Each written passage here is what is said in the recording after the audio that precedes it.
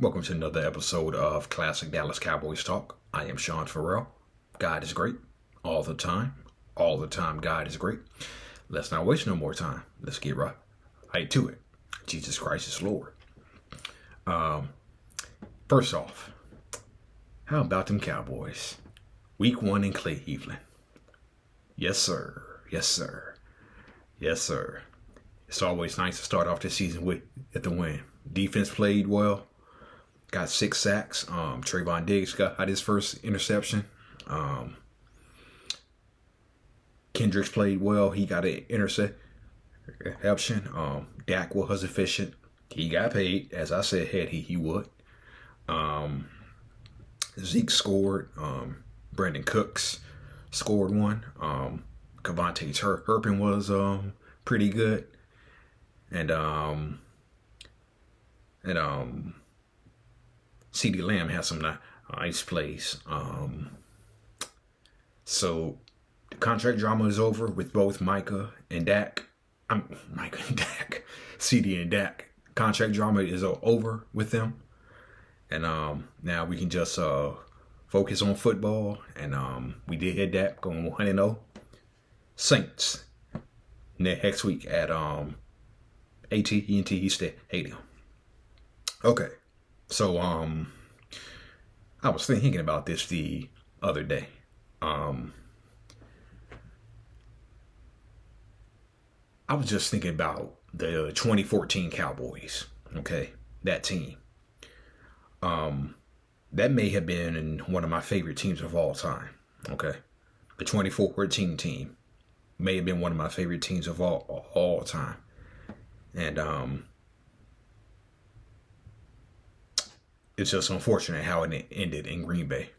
It's just unfortunate because we all know Dez caught it. Dez caught it. Okay, we know that. If he catches that, we go on to Seattle for the NFC Championship game. Okay, we go on to Seattle for the NFC Championship game, and just talking about that, thinking about that, that still burns. That still burns. That still burns. I was at a watch party. Okay? When Dez made that catch. I was at a Dallas Cowboys watch party when Dez made that catch. And when the ref said incomplete pass, I threw my hat on the floor. Like, what? That still burns. That still burns. That still burns 10 years later. That still burns, okay? That still burns. But then again, they go back to say, well, what if DeMarco Murray didn't fumble earlier in the game? Yeah, there's that too. So, anyway. The 2014 team was probably my favorite because the way we started out, we got beat pretty handily by San Francisco in the first game at AT&T Stadium, but then we came back. DeMarco Murray just took on everybody. DeMarco Murray just took over the offense, and he really helped out Tony Romo. We had a young Zach Martin.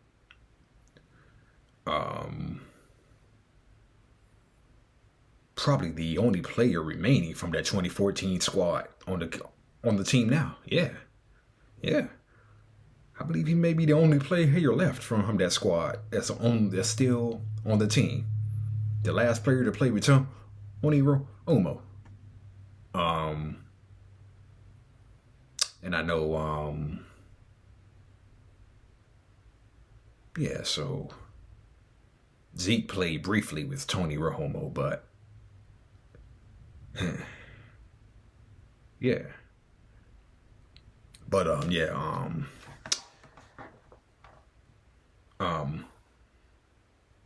we kind of thought it was probably going to be another 8-8 season, considering the fact that we had 3 straight 8-8 seasons. But I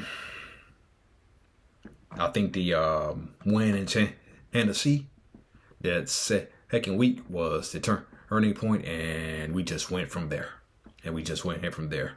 DeMarco Murray pretty much carried the offense. Tony Romo and Dez Bryant were in sync the whole year. Jason Witten was doing his thing. Defense was solid. Unfortunately, the jersey that I'm wearing now, Sean Lee, was injured. Okay, he was injured in off-season OTAs. Okay, and but we were still able to go 12-4. The game that I probably remember the most is the game in London and Jack versus Jacksonville, where Tony Romo threw a touchdown pass to Dez Bryant, and as Romo was jogging down to the end zone to congratulate Dez, the referee is running with him, and the referee smiled at him, and Tony Romo was smiling back. So the very next day, somebody had a picture up, a meme that said, "Caption this," and it showed the referee smiling and Tony Romo smiling at each other. So, yeah, but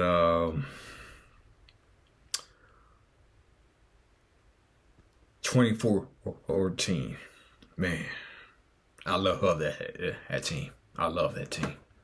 Probably one of my favorites. Probably one of my all-time favorite teams. 24-14 was clearly my favorite team, man.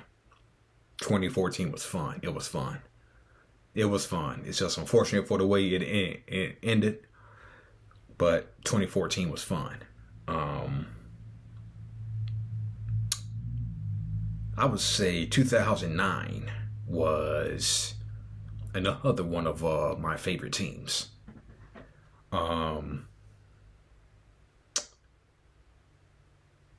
Simply because there's an ironic twist to 2009. We acquired Roy Williams midway through the 2008 season. Okay. So we released TEO before the start of the 2009 season, in the off season. Okay. So I remember the debate the whole summer was, who is Tony Romo going to throw the ball to? Okay. Well, it turns out that he had Miles Austin all along. And see, the ironic thing about it was Roy Williams was starting ahead of Miles Austin, okay? Miles Austin had joined the team in 2006. For those of you all who may not remember, he actually had a kickoff return for a touchdown in the playoff game versus Seattle in 2006. Okay. So, but that's when Miles Austin was wearing number 14, not number 19. Okay. So,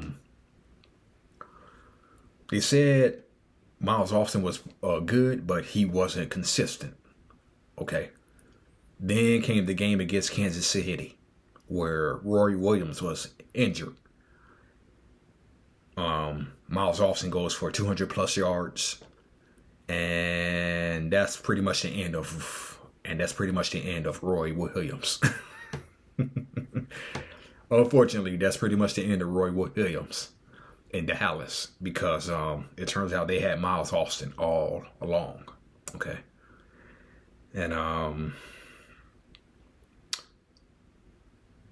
the most memorable game from that season is when we took out the 13-0 Saints in the Superdome. Okay. That was on a Saturday night. When we took out the 13-0 Saints. And that was pretty special because we jumped out to a 24-0 lead, I believe, or it was 24-7. Saints came back to make it a game. And then the Saints were driving down. I remember they were driving down. DeMarcus Ware, who had hurt his neck the previous week versus the San Diego Chargers, he comes around and he strip sacks Drew Brees. And that's the ball game right there. That's the ball. That's the ball game. That's the ball game. And we played the Philadelphia Eagles at AT&T Stadium. Okay, I was at a watch party that Saturday night. And before the game, the people who were, all the fans who were at the watch party, they said, hey, give me some pizza. I want some pizza with some eagle meat on it. I said, I want some eagle meat on it. And the Cowboys blow them out. 34-12, I believe was the final. Or something like that. I remember the play I remember most. A couple of plays I remember the most is DeMarcus Ware stripping Donovan McNabb while McNabb was rushing, and Felix Jones's touchdown run that pretty much put the game out of reach. And I believe Miles Austin had a touchdown reception in that game too. So yeah. So 2014, I love the 2014 team. I love the 2009 team. The 2003 team. Bill Parcells' first year. One of my favorites too. Just because we had came off 3 straight 5 in 11 seasons with Dave Campbell. And I think the turning point was, to all my old head Cowboy fans, this is going to bring up some bad memories. The first game of the 2002 season, where the Texans beat us 19-10.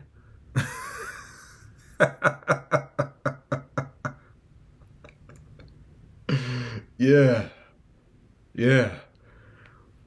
As a matter of fact, when I saw that had scored, I had to do a double check on it. I had to do a double take on it. I'm like, Dallas 19, Houston 10. I'm like, oh, okay. Dallas won. Okay. Then I'm like, hold up. Houston 19, Dallas 10. Oh.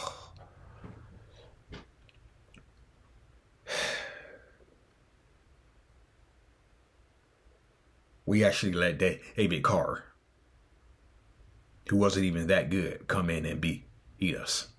His very first game as a rookie.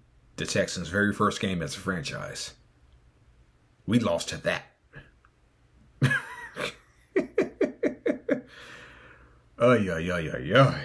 I think that was a turning point right there. I think that was the end of Dave Campbell. That was the end of Dave Campbell right there. And of course he gets fired after the season. So Parcells comes in 10-6. Play. Hey, off birth. What do you know? All right. That's it. That's all for Classic Dallas Cowboys Talk. Sean Farrell. Peace out. How about them Cowboys?